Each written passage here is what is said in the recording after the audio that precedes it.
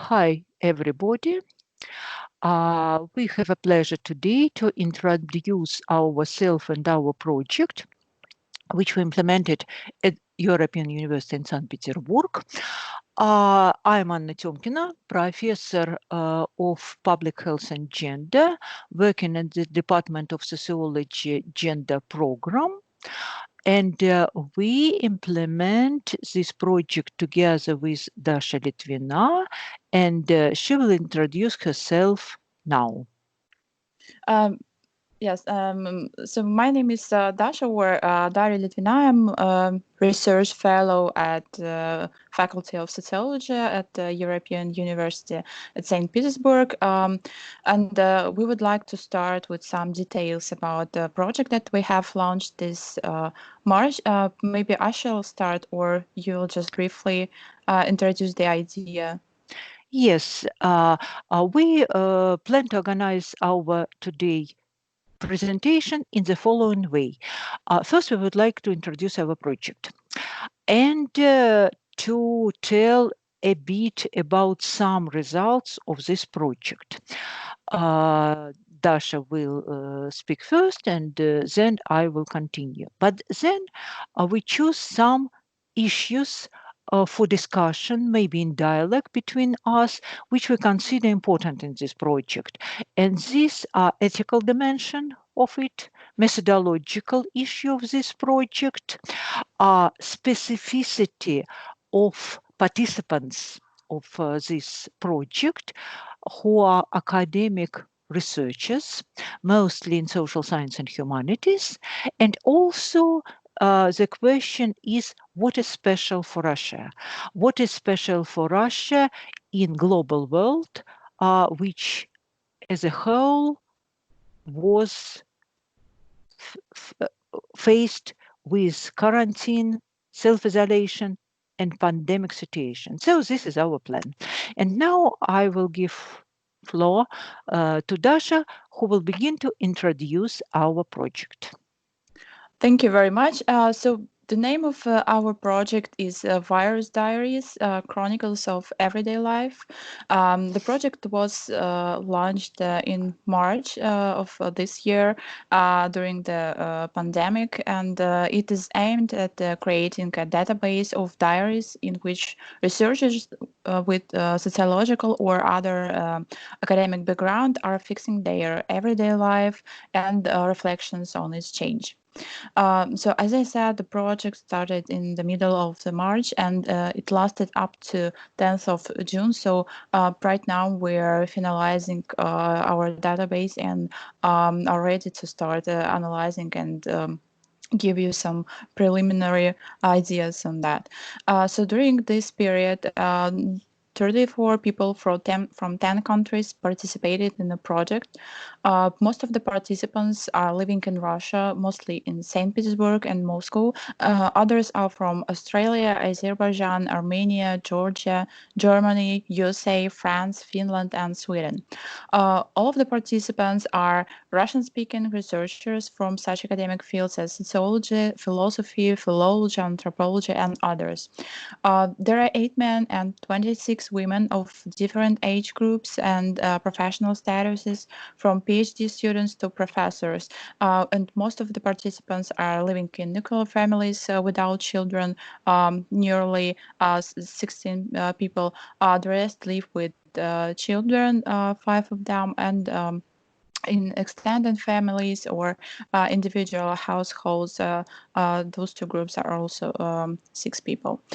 So as I said, the project was aimed at collecting research diaries, and when we launched the project, it appeared that those research diaries are very close in their format to personal diaries, so we didn't have a narrow focus and strict rules. Therefore, every diary is an individual project which reflects an after visions on what's going on in his or her country, in his or her environment, and the genre of the text is something in between personal diaries and research tools. So I think this is would be the short description of what kind of database we have, and now we will move on and speak more about what is inside those diaries. Okay, so thank you, Daria, so much. And so we collected more than 30 diaries of academic background persons in 10 countries, Russian speakers, with one exception. So what we found? Of course, this data analysis just only began because we just finished collection of diaries and data, and now we should think a lot about this. So this is a work in progress. But what we nevertheless already found. First of all, there was, of course, reflected dynamic in these diaries and more or less typical story, which was reflected day by day, that first people, we also participate in this project with Dasha. So first, we were suspicious. We did not believe in the threat connected to these pandemic conditions. Then there was like stage or phase when we, no, let me say, believe in this threat, and then there were a lot of new rules, a lot of new rules emerge, and we began to understand, to create this rule, what we should do, how we should do, what we should behave. Should we stock food? Should we reorganize our working place? Should we reorganize children? What we should do with our parents? And so on and so on. Numerous questions, and among them is the question, of course, of wearing masks, using sanitizers, and so on. Then, in several weeks, more routine behavior was fixed by participants. Uh, in maybe more than 1 month or month and a half, everything became much more routine. So we just do this. And participants sometimes wrote in their diaries, nothing happened. Everything is the same. And finally, our final stage was oriented toward fixation of some kind of decline of pandemic condition or end of quarantine or of self-isolation. Even we still do not know, and our participants do not know. Is this the end, or it is just some kind of decline? It's very ambivalent feeling right now, which are described in our diaries. So what's happened? To say it briefly, it was the break of the most important life coordinates, which is space and time. And so in all our diaries, we read that temporality changes and space changed. And temporality for majority or maybe even for role participant was like very strange. Time became very strange. The feeling they write just that there is no time at all, that it became like very flexible, that we lost time, that we have no time, and so on. So it's like we began to struggle with time. Time changed a lot, and we lost control over our time. Second is space. Also, both public and private space were organized. Public space became riskier. There is a threat in public, and public was shift to private, and our private fears and private anxiety shift to public.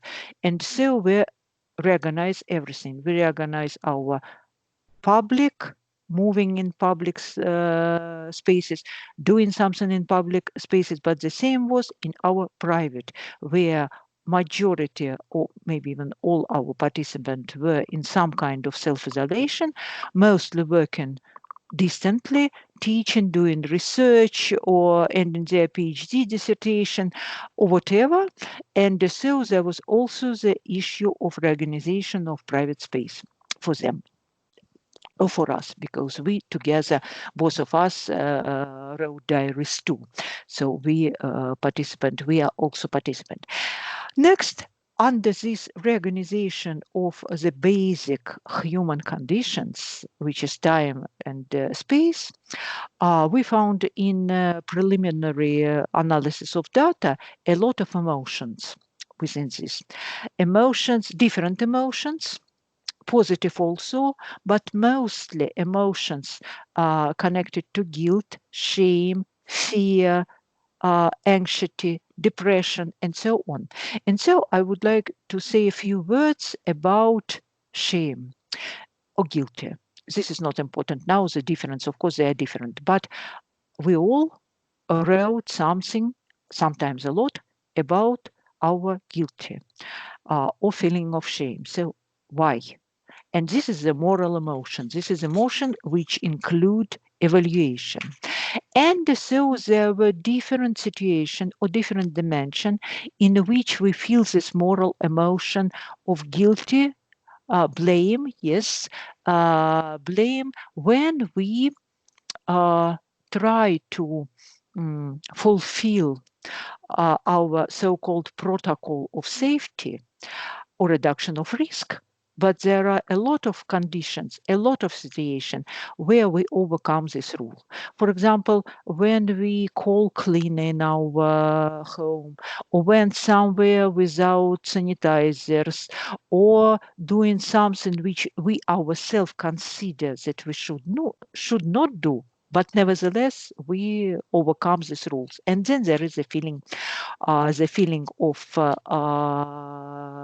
guilty when we overcome rule of safety. Then we also feel moral emotion and write about this moral emotion, we, which are connected to the balance of roles, private and public, because majority of us with children or with parents had to intensify their domestic duty. But children at home, or those who we care about, but at the same time, you should work at home too. And so this combination, organizing from one side your relatives, caring about relatives 24 hours, 7 days, and the same is with work.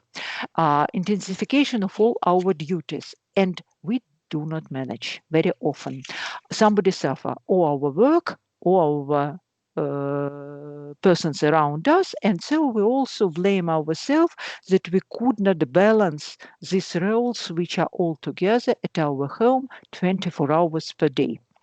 And what is one more dimension is that we as scholars, as academic researcher, found ourselves in the situation when it is very difficult to work.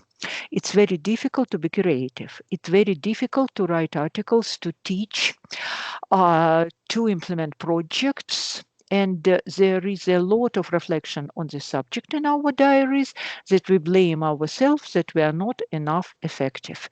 No, let me say that we blame ourselves that we are not enough neoliberal subject who work intensively, who care intensively, and so on. And so, so we found a lot of situation which directly connect to ourselves. This is like we found other within ourselves, and we struggle with this other, we negotiate with this other, and this led us to some preliminary conclusion that there is a lot of negotiation within these texts and within, no, as they reflect our or construct our life. And so this is negotiation with partners, this is negotiation with children, this is negotiation about organization of time and space. And the most important thing, I guess, and I will end with this argument, that we negotiate with ourselves and with condition, with pandemic condition. So we try to solve this problem, but it's very difficult. And so we negotiate this important social dimension. And maybe Dasha want to add something to this story shortly. I think if we want to move forward towards ethics, I would like to add that we're using this "we" term because we are ourselves have also participated in project writing those diaries and discussing them a lot. So maybe I should say a couple of words about the ethics of the project before we will move on. All of the participants have equal rights and access to those data, and we see this project as an example of this big collective project with horizontal relationships between the participants.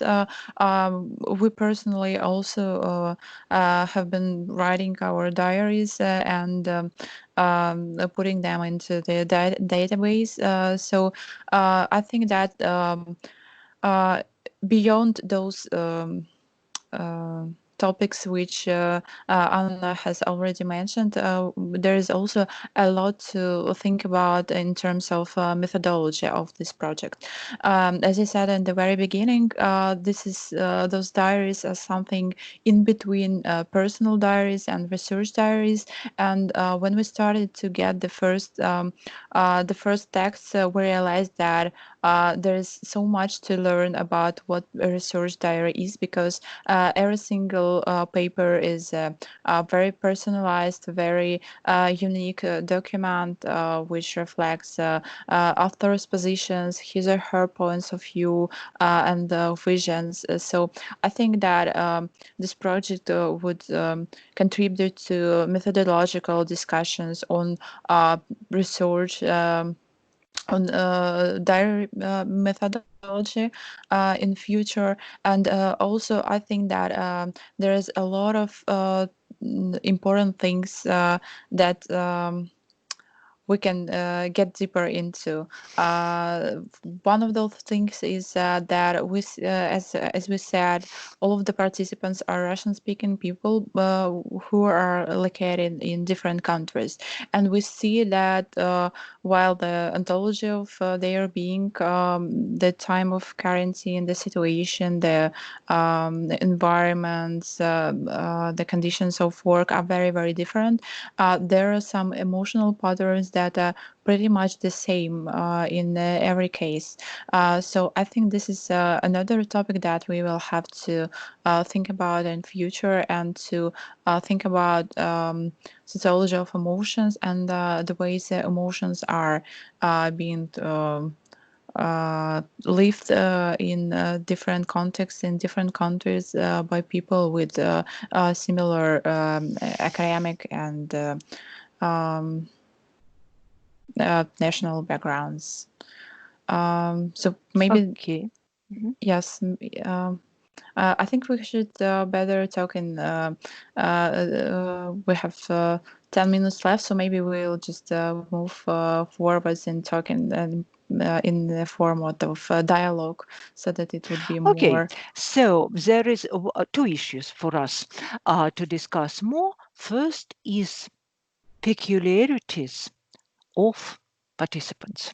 Yes, what is special? All world right now writing diaries, and we consider that we have very special community, very special diaries. And Dasha already told that this is not just diaries. I will consider this something in between sociological diaries, as we wrote a lot when we do observation, and autoethnography. But my question is to Dasha, maybe right now, what do you think is the most specific for our participant? What is their difference? As they all are academic, social and humanities, those people who trained to be reflexive about cultural and social conditions. What do you think is special in it? Well, I think we have a lot of evidence on how people create their class identities in our diaries, because we see that they do it by a certain type of consumption, certain type of communication, and producing others. In the environment, so I think we have actually have very specific people as our participants, and uh, I think that this is not something new. I think we have already mentioned it, that these are the people who are reflexive about their everyday lives, but at the same time, we see that there is a lot of things that remain unreflexive, that just remain a raw emotion, or that remain um, that unconsciously being written, and this kind of things. I think methodologically it's very hard to understand what kind of material we have actually got. Why do people participate in this project? What do they want to say? Because if we move beyond those personal or research diaries, these are not just personal research diaries, but these are the diaries that have been written for another person, for another people of your kind. So I think that this is just another thing we have to take care of, to think of, because this is something that those people, for some reason, those people participated in the project. And I think that this project is not just a database, but it's also a platform for communication and strengthening solidarity within our community. And another question is, how do we show ourselves to our community? Why do we show ourselves this way? And what did we want to get back when we did this showing off? I think these are important questions, and this is a unique material to address those questions. Yes, I agree. Thank you. And I only would like to stress a bit that we are privileged group. Even there are a lot of stories about our suffering, emotional suffering, and so on. But of course, majority of us live in their own apartments or rented apartments, but nevertheless, they are either single or with their partner and children, but this is more or less suitable condition. Majority of us has work, even maybe it is contract work and also with some vulnerability, but it is work which could be done distantly. Participants reflect on this privilege. They understand that there are a lot of less privileged people around, but nevertheless, this is still a lot of emotional problems negotiating with surrounding condition and ourselves. And this I also consider to be very important. And maybe our last but not least, a very important dimension, what is special in Russia? Because we told that we have 10 countries from United States to Australia, Georgia, Armenia, and Azerbaijan, and others. And to my mind, it's very interesting that there are differences and similarities. From one side, of course, conditions in every country are different. Regime of security were different, and people react differently to this different condition. More rigid, less rigid, regulated, more dangerous, less dangerous, and so on. Of course, there is also different relation to politics. In one case, is people blame their states and their officials for condition of pandemic, reaction to pandemic. In another cases, they support government and government politics. But it seems to me that general reflection, if I can say in such way, was approximately the same. And it is much more depend on is this person single or with partner or with children or with parents, then where he or she is in the United States, in Russia, in different cities in Russia, or in Australia. So let me say that private domestic organization, to my mind, what was not least important than differences, political, institutional difference around people. So in a sense, we're all the same, but we're living in a different conditions. And Daria maybe have another opinion. Yeah, I think that we have seen some examples of people who feel themselves precarious because we have this maybe generation gap because there are people who are, for example, PhD students who are stuck in another country, or just people who are in postdoc positions who are also stuck without projects or without any job, and they feel themselves precarious, but they still reflect that they have some money left to live, or they have partners who can support themselves, or they have some other possibilities. For example, they can go back to their motherland and this kind of thing. So still, I would like to just mention that we have different levels of precariousness within the project, and there are different stories. And I think that actually this ontology and living single, living with children, with being caregiver for many people, or just caring about yourself is a very important. But another thing I would like to mention is that I think in this project we can have a look at global emotional regimes or global emotional patterns which we can observe. And I think that in these patterns, class is more important than some cultural peculiarities. So what we see is we see that being a PhD and academic professor in London or in Saint Petersburg is pretty much relevant experience. I think that we should really look deeper into how emotions are connected with class, and this is this kind of material which can give us well, a good soil for that. So we have just a couple of minutes left, so I would Yes, like and to, could I add yes. something? I think this is very important, and I agree that class matters more than nationality in this case. It's not so important to be Russian, but it's important to belong to an academic circle and to be like transnational academicians. This is very interesting and not so predictable in a sense.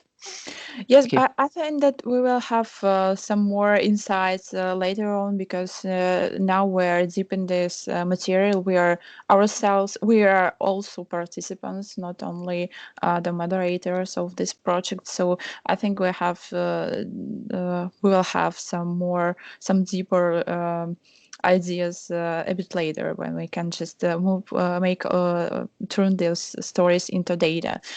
So we will be very happy if some of you who are listening to this podcast will communicate with us and share your stories, share your projects, which are also dedicated to diaries or to some academic experiences under pandemic conditions. So please email us or write to organizers of this podcast, so they could communicate us with you. And thank you for your attention. Anna? Thank you so much, and I hope that we will discuss this more. Thank you. Thank you.